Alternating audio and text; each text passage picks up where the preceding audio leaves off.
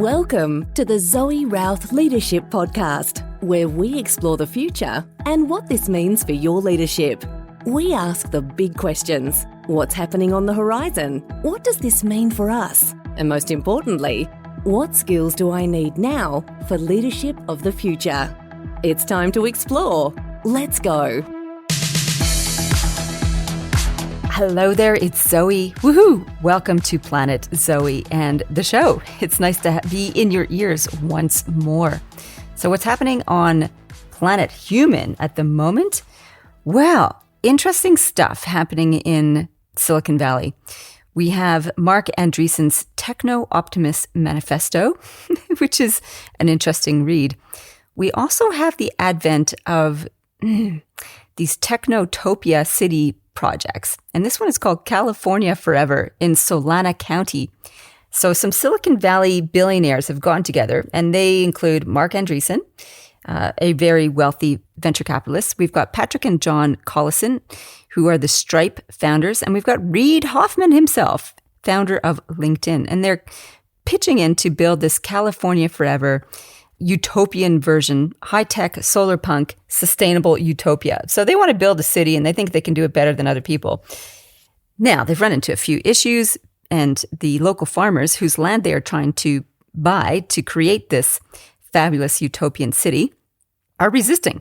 They believe that the tech billionaires are strong-arming them into compliance, forcing them to sell up and pitting neighbor against neighbor. Sounds familiar. We've heard of these tactics before. I'm putting a link in the show notes to David Mattin's amazing article around this. Different city-state utopians that are hopefully are still aspiring to be set up. One is called Tolosa City. One is called Praxis, which is apparently going to be funded by NFTs that they're selling. I also mention this because it's a similar concept around Terra Blanca, which is Terra Blanca Insurrection is my prequel to the Gaia series, which talks about a floating city, a built community as an aspirational utopia, and some of the things that we can run into that can bring a community down if we don't address them. And just like things go pear-shaped in Terra Blanca, that's why it's called Terra Blanca Insurrection, things could go wrong with any of these city-state utopians as well. And they haven't necessarily catered to or considered the human element. They've got these great designs. Let's make them environmentally sustainable, a place where people can feel like they belong, that there is good employment, yada, yada. So they're crafting a great social utopia, and yet people are humans, and they haven't really taken into consideration that when you try and force people to sell their land, they may not necessarily like it. David Madden talks about they've run into wanting to have these cities, utopian cities, without the politics. Politics don't go. Politics are always embedded in human relationships. So we need a map of the human territory that can help us navigate the challenges, not just the structural vision of how a city might be organized and be survivable. So that's all happening on Planet Human. On Planet Zoe, I am just polishing off the last edits of Olympus Bound, the sequel to the Olympus Project, and sending that off over to the editor for its second round of edits, which is exciting. I still hope to get this book out early-ish in 2024. Okay, now my question for you is, how do we deal with a toxic CEO? How do we deal with a toxic CEO? My guest today is Kimberly Williams. She is an HR specialist. She started her career in the U.S. Department of State. She has been involved in international diplomatic missions, and she's currently the vice president at Walker Advertising.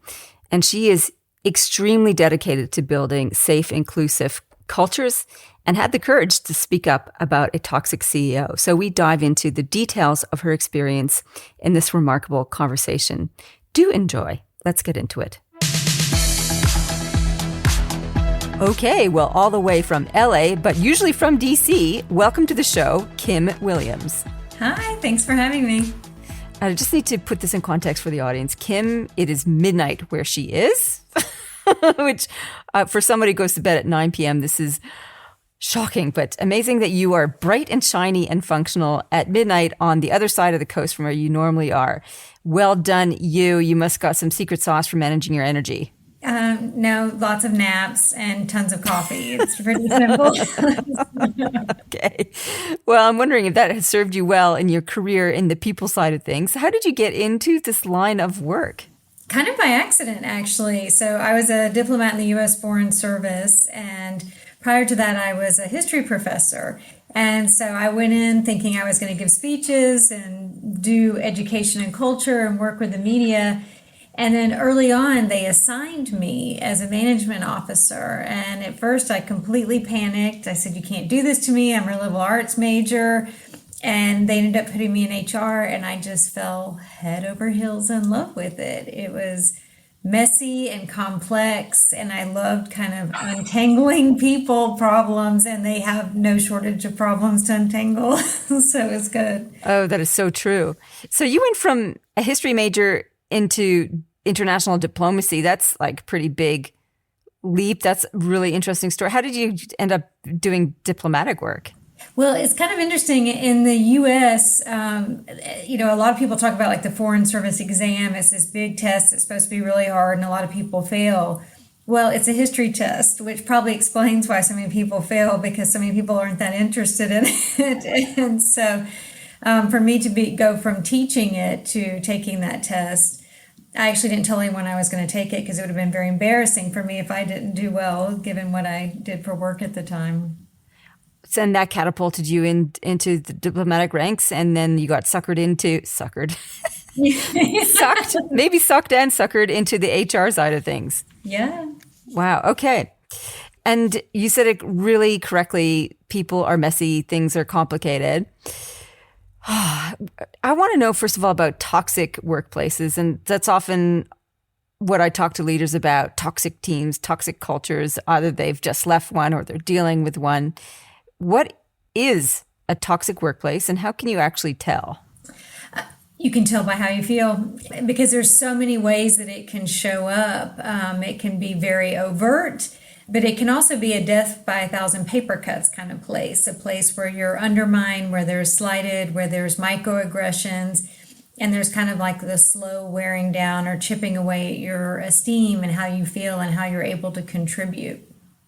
Unfortunately, I know in the U.S. there's really high numbers for those. I'm hoping you guys may be doing a little bit better than us, but it's no, it's pretty common, and there's a lot of conversation around it right now following the pandemic. There's a lot of burnout on top of that, which can also contribute to a tougher environment. So that's what it feels like. That's what it looks like. What causes it?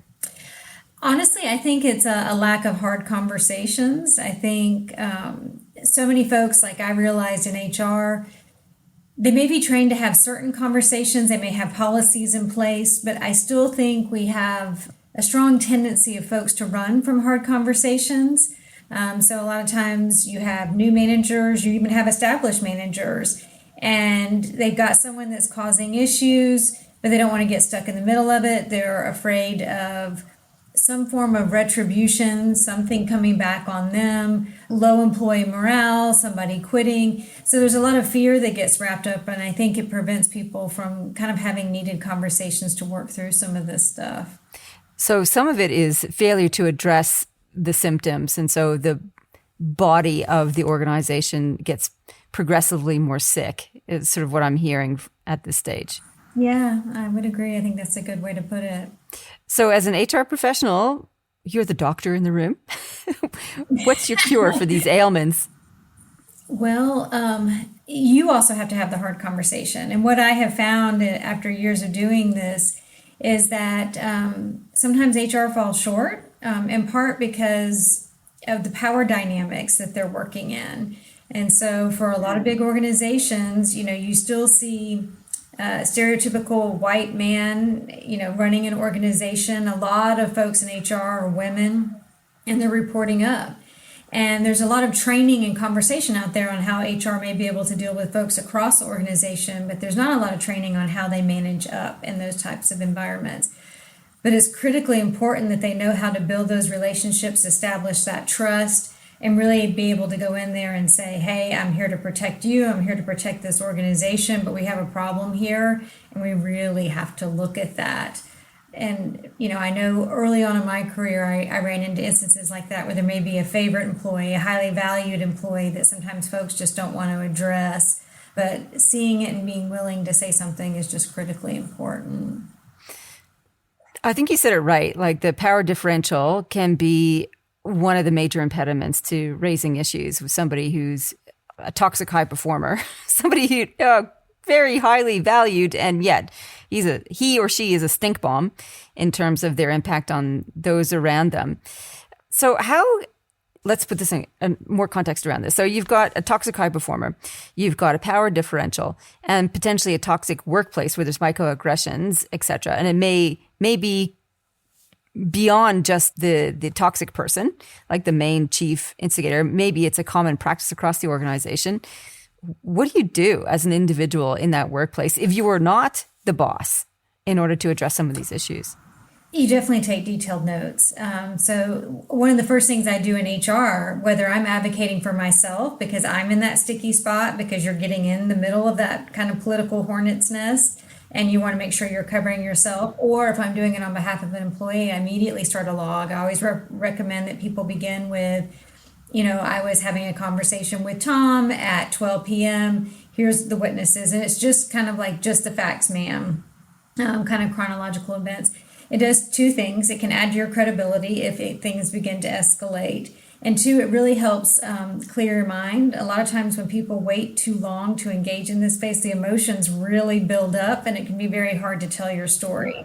So when you have kind of like this little cheat sheet of just the facts, it can really help kind of ground you as you're having those conversations. The other thing that I recommend folks do is go look at their employee handbook. People always groan and roll their eyes when I say that, but a lot of times this isn't just for employees, it's actually for your company too. And in some places, if they violate something, it could even be a breach of contract. But I find that, if you're working with HR and they're not helping you, if your manager's not helping you, or you're afraid that you're not going to get the response that you want, take that timeline. And if you're able to formulate that in a written communication, very simple, unemotional, professional language, cite some of their own policies and how this is a violation of the company's values and policies. And then if you're able to end with something simple, like this is affecting my ability to do my job. Short and sweet. A lot of people are afraid to put it in writing, but putting it in writing is actually very, very, very powerful. It changes the dynamic from someone who may move forward with a complaint to someone who actually feels secure enough in their position to put something in writing, and it'll change most likely how HR management responds to you.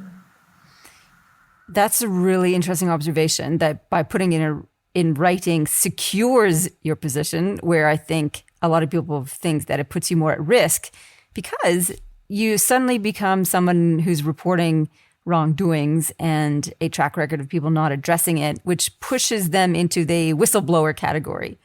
And whistleblowers in Australia are not very protected. And I'm not sure what it's like in the US. I know there's whistleblower protections in both countries, and yet the ostracization that can occur as a result of that can be pretty dramatic. So what can you say about your experience around that? It happened to me. And that's where I think that drove home that point to me. And, I had spent years being on one side of the table where we would have complaints, and we always perked up when somebody put it in writing because they're evaluating their next move based on how you present. And I would say very similar, like whistleblowers are not protected enough. Things are changing pretty quickly, and a lot of it's in the harassment and the discrimination space. And so if you're in a protected category, you have a higher degree of protections, I would say here, than probably just, whistleblowing for just purely wrongdoing. But in putting those in place and inciting the policies from a legal perspective or a liability perspective, it makes our side of the table nervous. And so a lot of times you'll start to see more friendly behavior, more effort. And in the U.S., things begin to change. And it may not be the same everywhere, but I can tell you, like, the psychological, the closed door conversation before it goes outside is that, if this person is calm and they present this way, they may show well in the public, outside of the company, in front of a jury trial, whatever your mind wants to take you, however far do you want to go down that road. And that's what becomes more serious. The other thing that begins to change in the US is if I make a charge against you, if I put it in writing saying, oh, you harassed me, well, the burden of proof is on me at that point.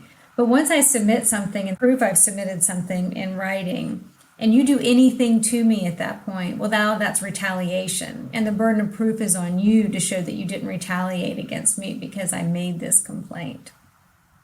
And so there's a couple things that kind of happen quietly in the backdoor conversations that aren't always communicated to employees. And so I saw that kind of happen. And then I ended up in a place that was incredibly toxic, reporting to a chief executive who was just incredibly abusive and had been for an extremely long period of time. And so I'd only been there for a few weeks, and I went to inside counsel, I went to the board, and the general consensus is, oh, we know, but this person gets results. They were the highly valued employee, or sometimes we call them the brilliant jerk. And so I knew I was on my own at that point. And so I did have to write them, copy the board, do everything that I just said. And it was painfully quiet after the fact. And I did feel alone, and I did feel incredibly scared. But every time it pushed them in a corner, it forced an investigation and ultimately forced a settlement where I got to an exit on my own terms because of the records that I had kept. Oh my God, the courage to do that, especially when you're getting such pushback from both executive branches, both the CEO, who's the source of the problem, and the board, who should be held liable for allowing that behavior to occur, is incredibly scary. How did you find the strength to do that? Well, I joke about it all the time. Like, I was scared out of my mind. And I think it's really important to normalize that and not be, not wrap myself in shame and talk about that. I mean, I even joke about, like, the first time I sent this letter, it was a very long, detailed memo of all the things that had transpired with all my conversations. And I remember I was like, I'm probably going to be fired at the end of this. And so I actually wrote the email at my desk, saved it in draft form, walked out to my car, and as I was driving out of the parking lot, I hit send because that's how nervous I was and anxious I was about it. And then nothing happened. There was no conversation. This individual was actually nice for an extended period of time. They couldn't maintain it. It became almost like that cycle of abuse where they wanted to be nice, and then it would begin ticking up, and I would put another memo out there, and we just kind of kept going back and forth. And I painted them in a corner. Oh my God. Yeah. Oh, did you ever think that it was a choice not to do anything? I'm just curious about that too. Like, to just let it ride. Yeah, I certainly had a lot of people that I, confided in, friends and family, that were like, just eat it. That's the normal advice out there, right? Is just take it, live with it, go look for another job. But for me, one of the main things that I love about being in HR, or why I'm in HR, is because I'm very protective of people. And I knew in that moment, if I wasn't saying something, I wasn't protecting people. I knew it wasn't just about me. I knew a lot of other people had been really hurt by this individual. And if I'm standing there in that room and I know this and I don't say anything, then why am I here? And I think for me, ultimately, at the end of the day, it became more painful to not do anything and feel like this would be a statement about who I was and who my values, or what my values are, versus the scary thing that came with the risk, for my job and my family. So when you put in that written report, the initial one, what were you hoping at the end of that? That their behavior would change, that they would get sacked, they would get moved on? What did you anticipate?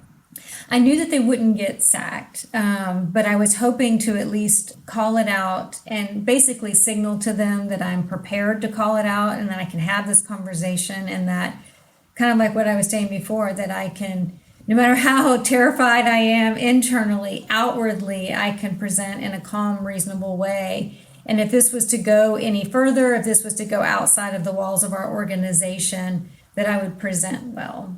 So separate of kind of the internal pieces. Now, as it continued to happen, the demands became and I want an outside investigator to come in. I want a neutral third party in here. And then at the very end, I did get more, direct in saying this individual just needs to go.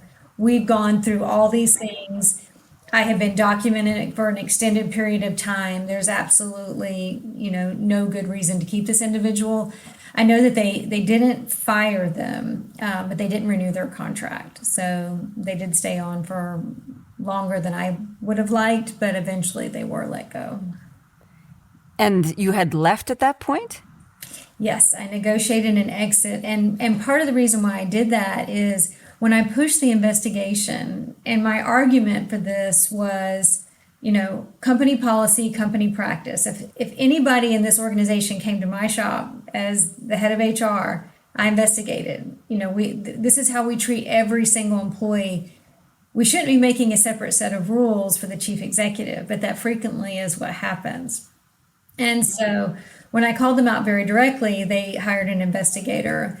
I met with this individual, and then something began to happen. And because I was a complainant, I didn't have full visibility on that, and shouldn't have. But people began whispering to me that I knew it went wide. I knew a lot of people participated in the investigation.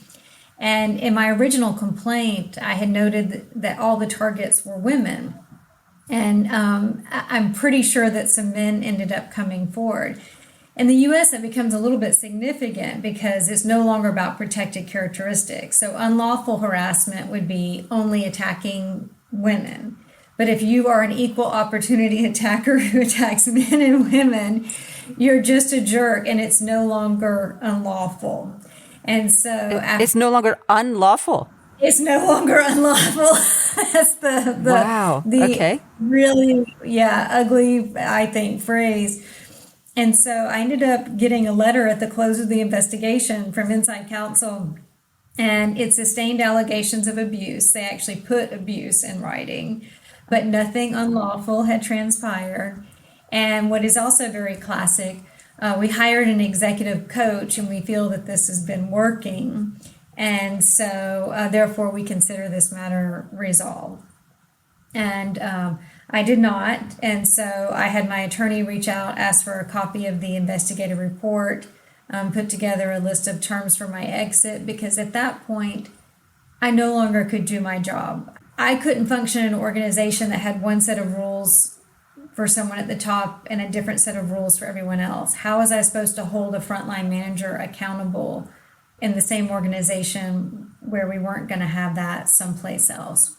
And so I settled on very favorable terms because I made it very clear that all this information from the inside can move to the outside, and that would come at a high cost and a high penalty through a variety of means, whether it's just negative press and the horrible exposure that I knew that the board didn't want. And if they wanted to make that case public, that their chief executive was mean to everybody, well, I don't think that was going to go well for them either.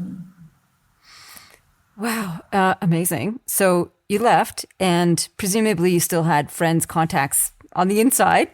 Yes. What was the fallout after you left? You said the person in question, their contract wasn't renewed. Did somebody else equally as toxic step into the role, or what was the long-term story of the organization? Actually, someone I consider to be quite nice stepped into the role. So that was, I think, one positive.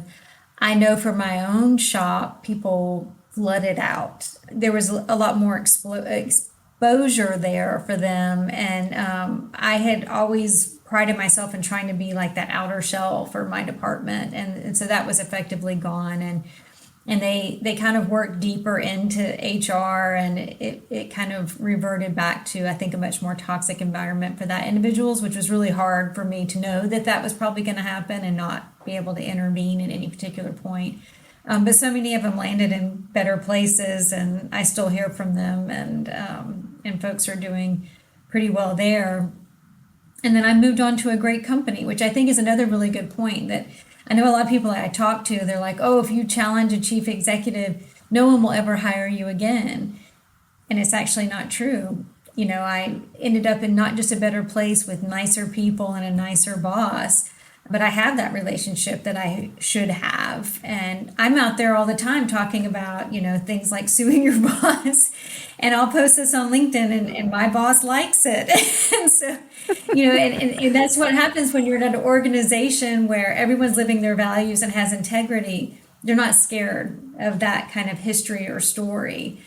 Because if you're not doing anything wrong, it's okay.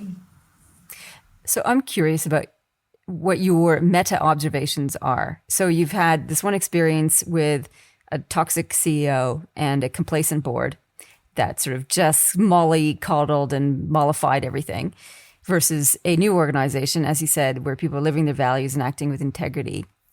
Underneath the surface of that, what is it that sets one up to be toxic and the other one up to be nice? You talked about values and integrity as one of the key differentials. Is it personality? Is it systems? Is it culture? What do you think are the key factors that can set organizations in a particular trajectory? I think it's words.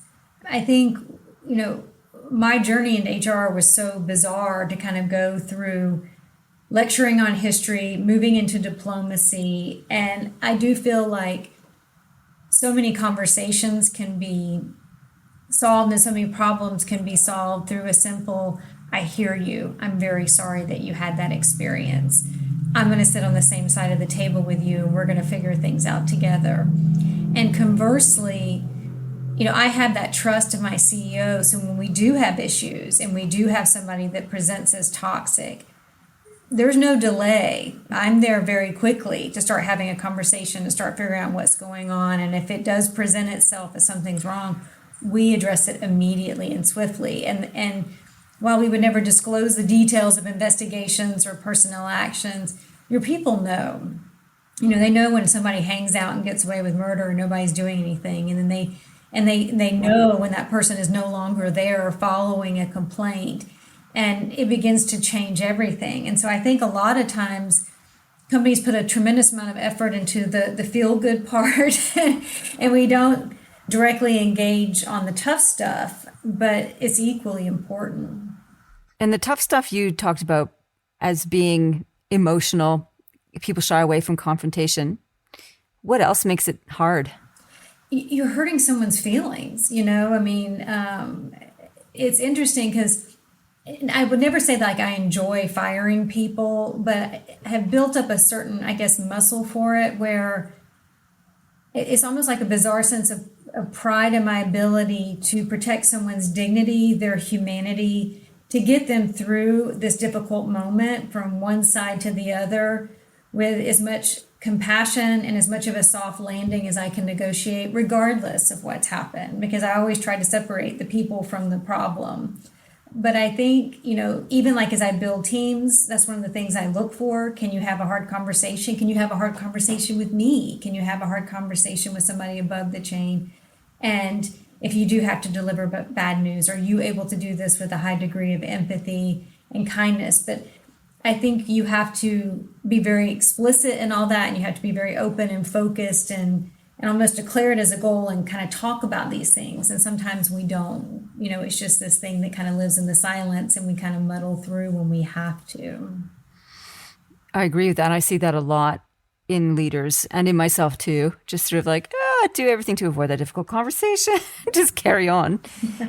In your experience, having dealt with a lot of issues and complaints and firing people, letting people go, I personally, and I suspect you're the same, like to think well of every human, and this is for me now, like to give anyone the benefit of the doubt and hope and pray that they will change their behavior, live up to expectations instead of down. What do you think stops people from living up to expectations and to fall down on their behavior? Is it they're lacking self-awareness? Is it they're ill-equipped for the role? Or are they narcissistic sociopaths? Or a combination of the above? All of the above, yeah. So I dealt with all of those, and I remember, even the chief executive that I dealt with, I remember hearing later how stunned they were to get this email for me and how unfair it was. And just, it was, to me, it was just so astonishing, like the lack of awareness and like how they pictured themselves.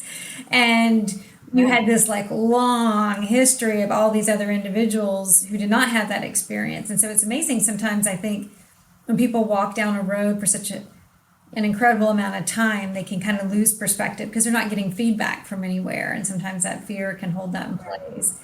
Sometimes it is anxiety, sometimes it's fear, and a lot of times, like, I think it is important, to not go in with preconceived notions and to create enough psychological safety, because I've seen folks too that were actually really wonderful and talented, but they had tremendous personal issues that were unraveling at home, that were impacting them, and they just needed some help in a different kind of way. And, if folks are comfortable being open enough, sometimes we can negotiate that and time off or adjustments or things like that to help them through stressful periods, so you can kind of get back that good employee that was once there. What's the balance in terms of narcissistic sociopaths and people who have personal issues that need support? Like in terms of majority of cases that you're dealing with, which end of the spectrum does it sit normally in your experience in HR? I definitely have some folks with very clear narcissistic tendencies, and I move very quickly to get them out the door. That's a much bigger thing than I'm equipped to solve.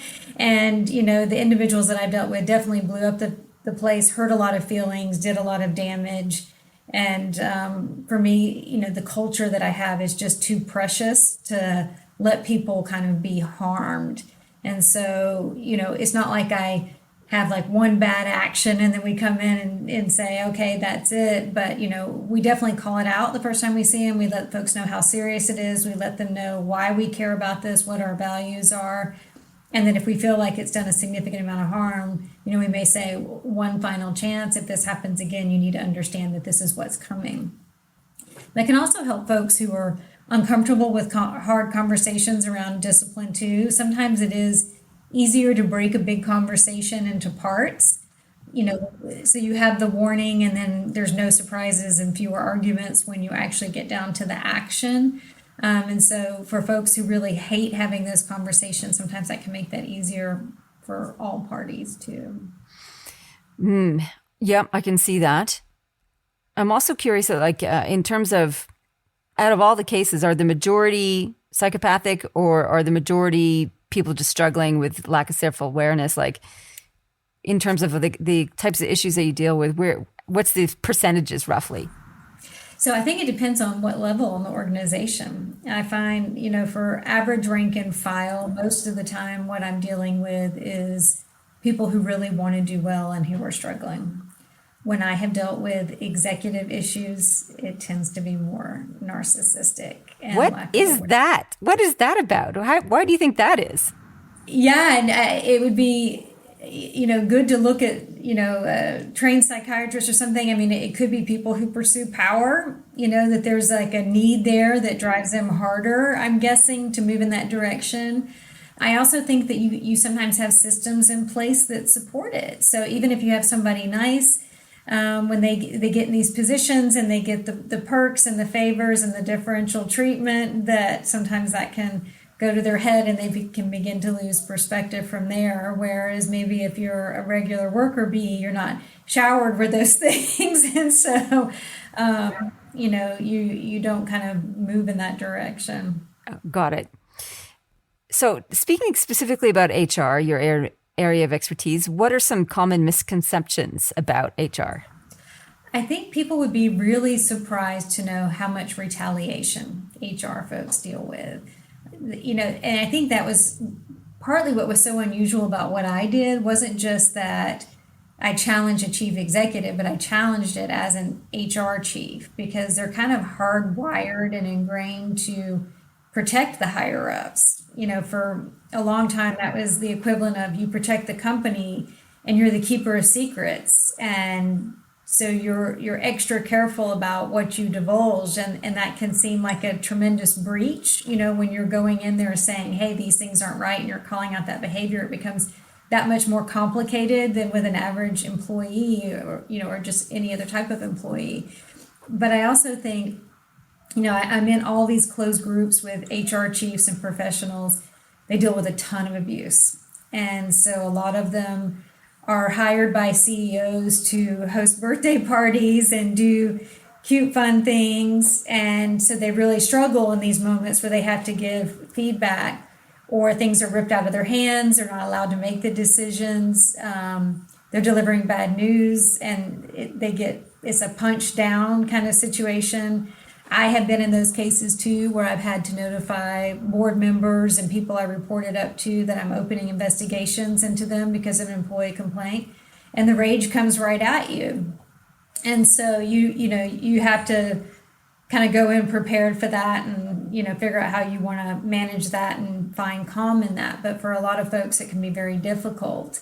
And then afterwards, things can begin to change in that relationship where they're not brought into conversations, or they're demoted. You see all kinds of things that happen to HR folks that I don't think that they talk about enough, and I think they probably should. Sounds like the HR punching bag. Yeah, it can be. Yeah, it doesn't sound like very much fun at all.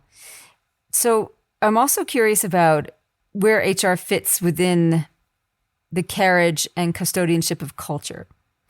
What's your understanding or perspective on who manages culture and how that works? Yeah, I think at the end of the day, everybody has to own it. Like, if you just have one person trying to take all that on, you're not going to probably get very far. But I think, you're certainly a large contributor, and you certainly have the ability to influence it in a pretty profound way.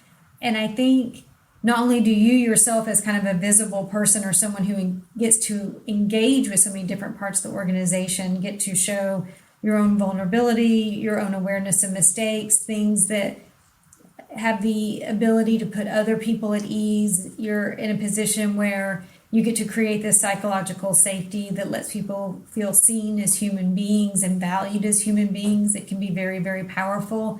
And then also, too, because you get to work with so many different parts of the organization, and you get so much personal insight that, and you're still the keeper of secrets. You still don't disclose those things, but it lets you work with your executives in a very different way, where you're able to kind of say, here's what your employees are feeling. Here's ways that you can communicate that would be really impactful and really help everyone kind of get where they want to go.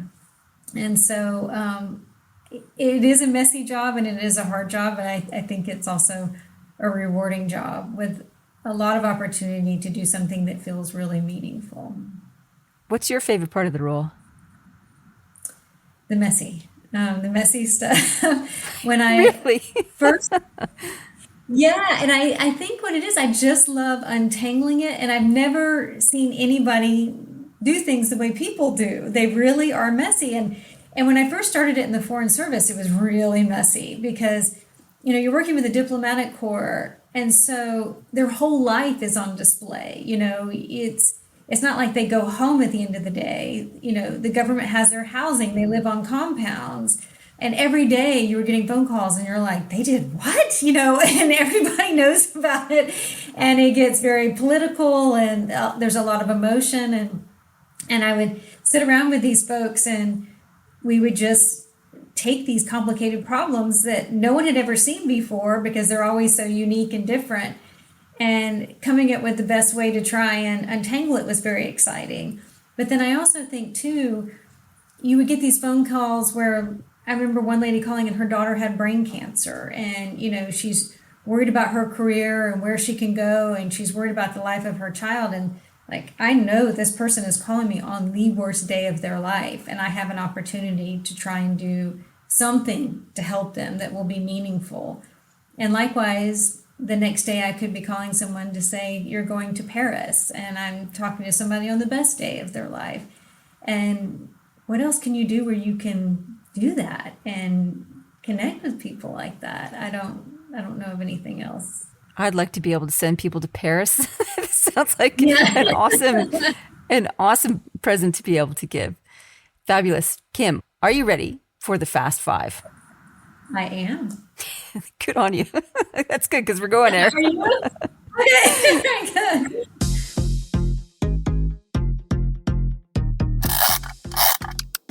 All right, number one, what is the future technology you most want right now? To be able to measure engagement, employee engagement. Oh my God, such a massive topic. And there's been so many different solutions for that. Clearly not one that satisfies you. Right. We have theories, there's assumptions you can make about, a highly engaged employee, has a productivity percentage of 90%. One that's disengaged is 40%. But to me, for that brilliant jerk, if you're able to say, this whole team is functioning at 30% because of this guy's behavior, I think it would be significant in terms of like employee relations and how people respond to things like that. Okay. I like that idea. That sort of diagnostic of the dynamics. Okay, great. Number two, best tip you ever got for leadership? It was from a senior diplomat at the State Department, and he said every conversation he goes into, the top of mind is, what do you want them to walk away with? And work your way backwards from there. That is solid advice. Number three, what's one problem at work? I'm laughing because you're like, oh, you love the messy stuff. What's the one problem at work you'd love to wave a magic wand and be fixed right now? I think for everyone to have more courage and trying to talk about the tough stuff. If something's hurt you, to be able to find ways to share that. Yeah. Basic courage to connect. All right. Thumbs up or thumbs down? Who is a leader that is doing something right or a leader that is doing something wrong? Oh, Elon Musk is doing so many things wrong right now. And I'm not even thinking about just Twitter, but, to have one black man file a lawsuit. I think his initial jury award was $113 million. And then to continue to fight that and have that grow into a class action suit instead of trying to fix the problem. He does a lot wrong in that space. Wow, I hadn't heard that one. I'll have to go Google that one. All right, number 5. What is your favorite leadership book or podcast? Aside from this one, of course. Of course.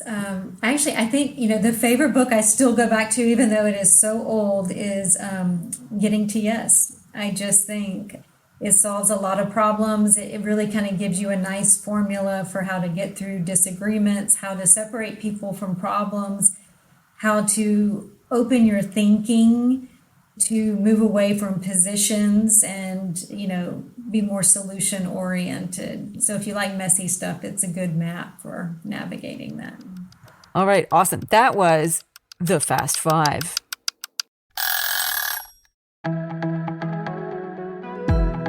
The Zoe Routh Leadership Podcast is proudly sponsored by the Amplifiers Academy. It is an online self-paced leadership development program that you can join at any time and progress at your pace. There are very short video lessons, great checklists and resources and recommendations and book summaries, all there to help boost your leadership thinking and abilities. We focus on leading strategy, leading culture, leading change, and leading performance.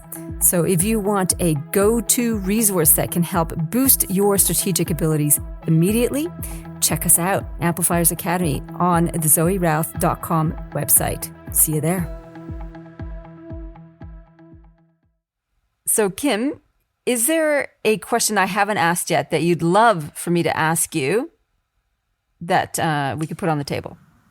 Actually, no. I mean, we covered a lot of territory. I do love to get out there about the struggles HR folks go through, because I know I know HR has a pretty bad rap and in some cases that is deserved. But I do like for folks to know a little bit more about what goes on behind the curtain. And sometimes they're dealing with stuff too. And usually that's a sign that company is not one that you want to be at. Mm-hmm. Okay, so a little bit of compassion for our people out there, everyone. And lastly, where can people find out more about you and the work that you do? LinkedIn. I'm pretty easy to find. I know my name is Kimberly Williams, and there are like 1 million of me. But if you look for Kimberly-E-Williams on LinkedIn, you will find me. I'm the VP of People with Walker Advertising, and I like to post about ways to navigate tough spaces. I also talk to dozens of people a week, so feel free to DM me if you ever want to talk through something. I think once you go through this as an individual, you do become an evangelical. Like you really want to do anything you can to make sure other people don't go through something like this. And depending on where you are, there may be legal resources I can help point you to as well. Fantastic. Kimberly, thank you so much, especially for staying up so late. And it's really 3 a.m. on your body clock after a continental flight. So I really appreciate you sparing the time and energy to tell us about your courageous stories and your evangelical mission to help support the people in HR who support the people at work. It's great work. I have a lot of passion for it too, and I can really respect and appreciate what you're doing. Thank you. It was a real pleasure. Well, Kim was a delight. I just love her energy. That was awesome. Some key takeaways for me are, I love the idea that HR is the keeper of secrets. It made me think of Harry Potter for some reason. Anyway, keeper of secrets. And Kim's simple response to what do you think's at the root of all these dramas? And she says, words.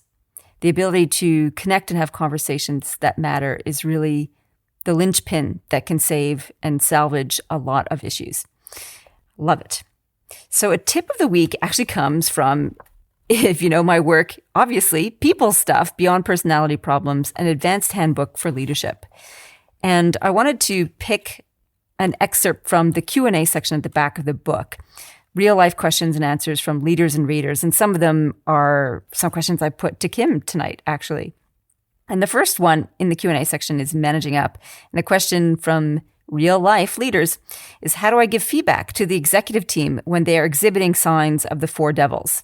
If you haven't read the book, People Stuff, four devils are some of the poor behaviors that Kim listed. You know, they're ranting and raving, emotional and horrible, backbiting, undermining, that kind of thing, two-faced nastiness. So if the executive team is exhibiting poor behaviors, how do you give them feedback? I say in my book, channel your inner elder to assess the situation. So start there with perspective. Be curious. What is triggering their survival behavior? Is it threats to power, position, place, or productivity? Be compassionate. When have you not been the best version of yourself? What caused the poor behavior? Could something similar be driving their behavior? Be wise. What are the systems or pressures in the organization that might cause such poor behavior? What are the consequences of raising the issues? What are the consequences if nothing is said? That's something that Kim really went hard on when she looked at her options. Which one are you prepared to accept? And lastly, Kim and I agree on this, be courageous. If sharing insights is the option you choose, ask if one of them is open to a conversation about systems, processes, and effects. Share your perspective and explore together. And then probably another line needs to be added in there. Document everything and keep going. All right. Well, up next on the show, we have an interview with Alicia Silberg, who is an AI investor. So she invests in AI technologies for the future of work. And we have a conversation about the future of work and how we can take advantage of what's on the radar. So lastly, be courageous, be kind to yourself and others, and don't tolerate jerks. In the meantime, share the show as well as live well, lead well. You've been listening to the Zoe Routh Leadership Podcast. To find out more about leadership of the future or to contact Zoe, go to zoerouth.com.